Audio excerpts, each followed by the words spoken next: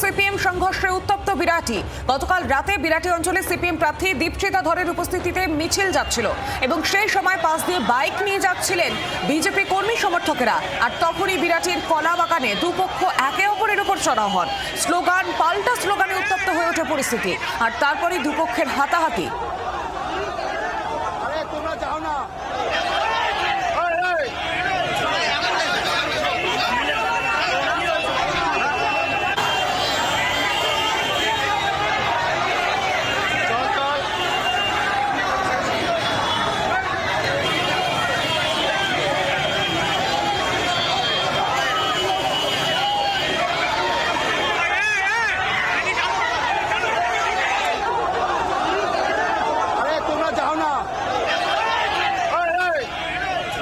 আরো বিস্তারিত জানি গোটা পরিস্থিতি নিয়ে টেলিফোন লাইনে রয়েছেন প্রতিনিধি সৌমেন ভট্টাচার্য। সৌমেন, ঠিক কি হয়েছিল, কি জানা যাচ্ছে?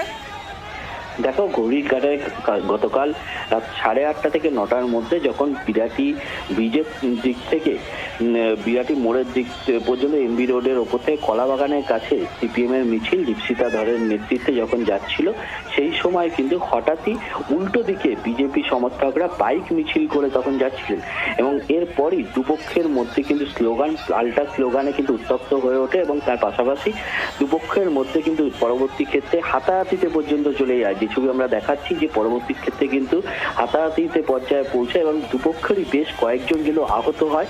তাদেরকে প্রাথমিক চিকিৎসার জন্য কলাবাগান হাসপাতালে নিয়ে যাওয়া হয়েছিল এবং পরবর্তী সময়ে বিজেপি প্রার্থী উত্তর দমদমের সৌরভ শিকদার তিনি কিন্তু ঘটনাস্থলে আসেন এবং তিনি যেমনটা দাবি করেন যে সিপিএম এর দীপশিতা ধর যিনি প্রার্থী হয়েছেন উত্তর দমদমের, তিনি কিন্তু বহিরাগতদের নিয়ে কিন্তু মিছিল করছিলেন এবং তারপরেই তাদের কর্মী সমর্থকদের ওপর হামলা চালায়।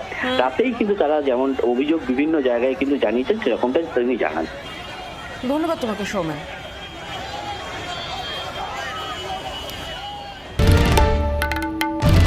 বাংলার আওয়াজ, বাঙালির আবেগ, জি 24 ঘন্টা।